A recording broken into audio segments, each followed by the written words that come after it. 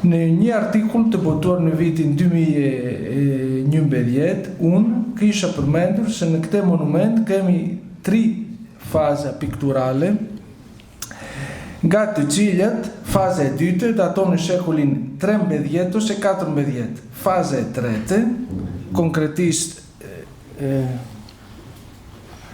dekori i apsides, lidhet, ashtu kam shkruar, me dërtimin e kështjeles në Kep nga Gjergji Kastrioti në vitin 1455.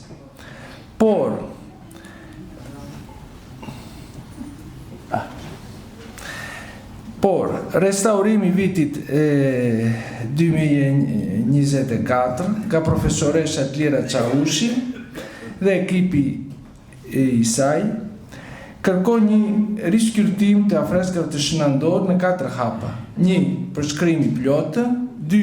Vlerësim ikonografik, 3. Vlerësim stilistik dhe 4. Hetim mbi patronazhin. Për arkitekturën e kishës, 2 fjale. Monumenti është një bazilik njënefshë me narteks, që ka një kemer me hark të thëpuar në pjesën e bemës dhe qati druri në pjesën kundërore dhe perëndimore. Forma origjinale e kishës daton në shekullin 14 sipas profesorin Aleksandr Meksi, por për mua nuk mund të përjashtohet një datim pak më i hershëm. Në çdo rast, ndërhyrjet e mëvonshme, si hapja e dritarëve të mëdha në apside, janë të konsiderueshme. Tani për pikturën. Sipas të dhënave aktuale, nga dekorimi mural, janë ruajtur fragmentet nga 2 shtresa.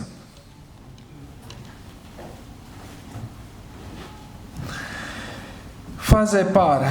Nga faza e parë është e dukshme vetëm pjesa e poshtme e një froni në pjesën lindore të murit verior nën shtresën e dytë. Mund të përshkruaj atje Krishti ose Shën Maria në fron.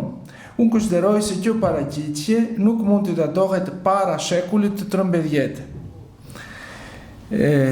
Përveç këtij fragmenti, tërë piktura e ruajtur e shpërndar në fragment në pika të ndryshme të kishës, më shumë mundësi përket së njëjtës faze, pra fazës së dytë. Në gjysmë kupolën e apsides është i dukshëm një engjëll i zbehtë dhe një pjesë e hylindëse ullur në fron. Më poshtë në apsiden dalohet pjesa e poshtë me vesjeve liturgike latine të hierarkëve në pozicion frontal, me gjase 5 në numër. Në bazë në gjysmë cilindrit janë paraqitur një skiponje, 2 krenare, 1 kalores edhe 3 çapkë.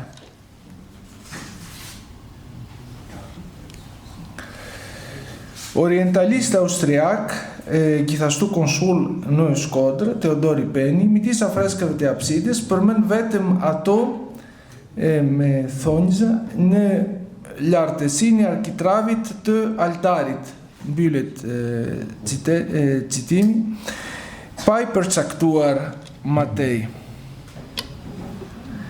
Në murin lindor, në veri të apsides, paraqitet pjesa e poshtme e një murku perëndimor. Kolegu Andrea Di Giuseppe ka identifikuar atë si Shën Francesku, duke argumentuar me praninë e stigmave në këmbët e tij. Ja ku janë këmbët me kapuç. Personalisht, unë nuk i shoh ato stigma në fotografitë e mia, por mendoj se me gjithë të ka shumë gjasa se kemi në vërtet të bëjmë me Shën Francesku. Tani kalojme tek muri jugor. Stresa e dytë vazhdon fragmentarisht edhe në murin jugor. Pikërisht pranë murgut latin, Shën Francesku, dalohet pjesë e poshtme një murgut tjetër të shenjtë, këtë herë me tipar ikonografike lindore, me fjalë të tjera bizantine. Më lartë, në murin jugor, në pikën e fillimit të harkut, dallohet një profet me një rrotull të hapur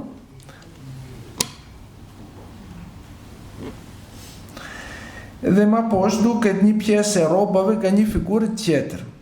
Ky fragment mbetet nga pikturat të cilën e vizatoi Teodori Peni. Bishkrimi vetëm i bie Eduard Sot thot në greqisht Ionas. Në skicën e Penit dallohet i gjithë emri shenjtit o profitis Ionas. Ja ku ishte skica e Penit. Botuar në 1907. Duhet theksuar se nga tërresa midis Ionas shkronja fillestare që i ishte letra e saktë në greqisht edhe es eta në greqisht është e zakonshme në periudhën bizantine. Në çdo rast, bishkrimin e kishën në Kajperodonit ishin nga sa duket në greqisht edhe jo në latinisht. Teodori Peni i identifikon si sënmëri një personazh me kurore ullur në front duke mbajtur një foshnjë. Ky identifikim megjithatë bie në kundërshtim të drejtë për drejtë me faktin që foshnja paraqitet pa aureole, por edhe me bishkrimin me shkronja greke gjithmonë Solomon, që regjistroi vetë orientalist austriak, i cili ishte fort në regjistrimi bishkrimeve, duhet të thonë. Kjo çon në një tjetër interpretim të mundshëm. Amos kemi të bënim këtu me gjykimin e Solomonit e jo me hyllindësen. Fatkeqësisht, sot as figura e kurorzuar dhe as bishkrimi nuk ruhen. Në harkun e mesëm të murit jugor është ruajtur në zonën e mesme një fragment arkitektonik i pikturuar, pjesë e një kompozim të gjerë. Poshtë të tij gjendet një brez dekorativ me vija të ndërprera. Edhe kalojmë tek muri verior. Në murin verior, në pjesën e poshtme, mbi stresën origjinal të pikturës, dallohet pjesa e poshtme e rrobave të një murgu të tipit lindor, bizantin. Në harkun e mesëm, në pjesën e poshtme, ruhet në bazën e murit një zonë dekorativ me kryqe të tip bizantin me dy brire, mbi një bazë me shkale, si dhe një nyje të Solomonit, si quhet ky motiv. Vëmendje veçante i kushtohet paraqitjes në perspektive pseudonaturaliste të bazës së kryqit. Ja ku ishte kryqi bizantini edhe nyja e Solomonit. Në murin verior, lart në harkun e verbër perëndimor, sot afër një dritareje të mëvonshme, gjemi një grup njerëzish që është kthyer drejt qendrës së harkut. Mendojmë se këtu paraqitet hyrja në Jerusalem edhe jo kryqëzimi si kam shkruar në përmbledhjen, gabimisht, kështu që ishte, mendoj se ishte hyrja në Jerusalem faktikisht, me që njerëzit janë të dija gjinite. Ky fragment i pikturës na jep një ide për strukturën e programit ikonografik gjatë fazës së dytë të afreskëve. Ma thonë, harqet e verbër, nga sa duket, ishin të destinuara për skenat kryesore kristologjike, si për shembull, lindja e Krishtit, hyrja në Jerusalem, kryqëzimi edhe ngjallja, më falni. Kjo ishte një hipotezë. Poshtë në brezin dekorativ është paraqitur një fletë e madhe në formë zemre.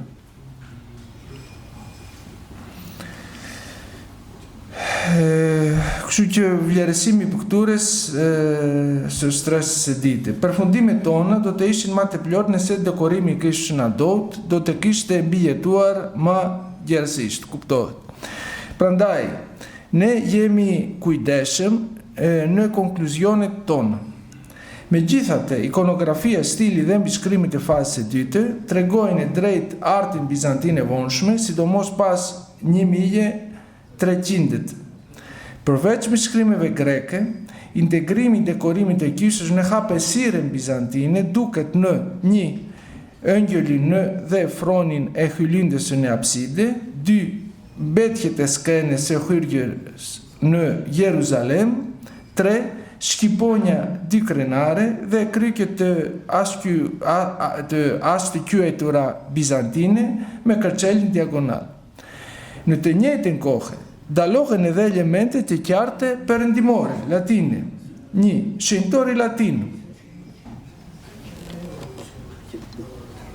Elemente bizantine,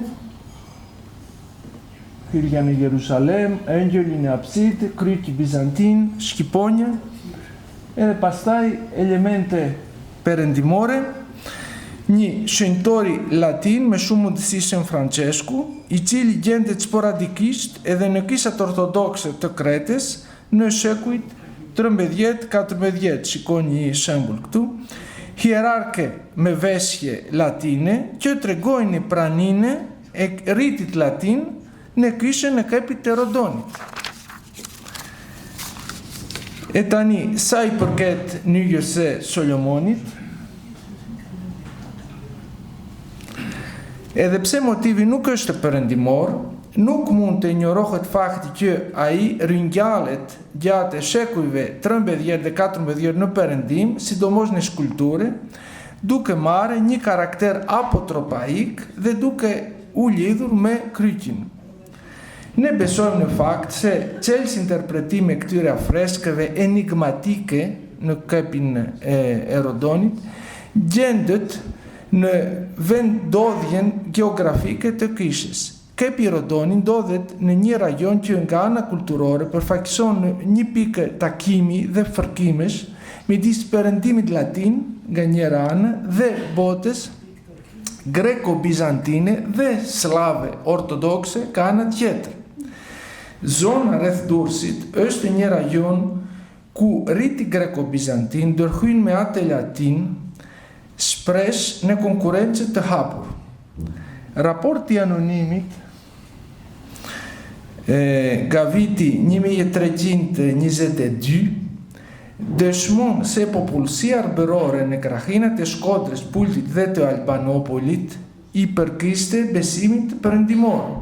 Por 10 vjet më pare, në 1312, murgu irlandez edhe katolik kuptohet Simon Fitzsimons, o Simeon ishte njohur edhe si Simeon Simeonis, duke folur për popullsisën e Durrësit që ai vizitoi, i përmend arbëroret si me thonjëza skizmatike që përdorin ritet liturgjike të grekëve. Mbillet qëtimi. Me folët e tjera, jemi këtu në një zonë kufitare nga këndrështimi i ritit dhe e gjuhës liturgjike. A mund të jepë një kornizë kronologjike më e ngushtë për shtresën e dy të afreskëve në Shenandoah? Shqiponja di krenare. Ja ku ishte raporti anonimi? Me falni. Shqiponja dy krenare në abside, fillimisht embleme paleologëve ka nga viti 1261, u përhap të kryezotet balkanike gjatë shekullit të 14.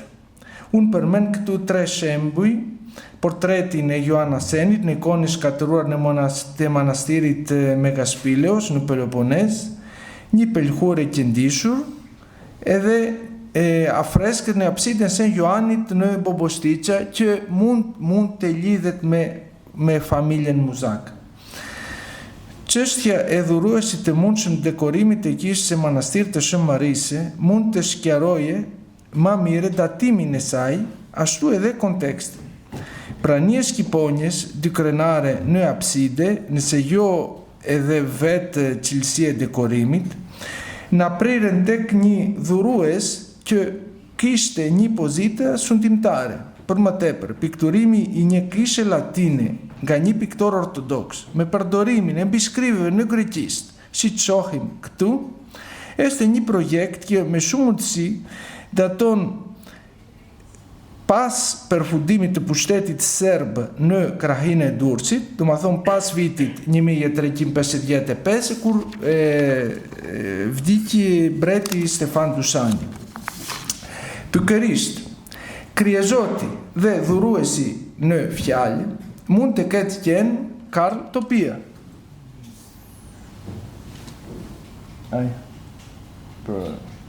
Për Shqiponja lykrenare. Pikërisht, pra, kryezor dhe dhurues në fjalë mund të ketë qenë Karl Topia nga viti 1359, kur vdes gjyshi Tanush, deri në vdekjen e tij në 1388, Karli u bë sundimtar I një zone të gjerë në Shqipërinë e Mesme, që strehej deri në veri të Durrësit. I biri I Andrea Topies nga mati dhe siç thuhet I vajzës jashtë martësore të mbretit Robert të Napolit, Karli pati marrëdhënie të mira me sede romake. Le të shtojmë se Karli e përdorte kepin e Rodonit si baza tetare pikërisht për të debuar anxhuinet ka Durrësi. Ripikturimi I kishës së manastirit emblematik pas vitit 1360, kur ky rajon I përkishte shtetit e Karl Topies, na duket si një hipotezë absolutisht e arsyeshme. Siç e dim, Karli është këtitore I monastirit të Shën Gjon Vladimirit pranë Elbasanit dhe kujdeset për transformimin aty e Lipçanit të Shenjtit në vitin 1381. Në mbishkrimin këtitori, Karl Topia përmendet si thonjza zotërues I të gjithë vendit të Arberisë. Mbillet shtimin.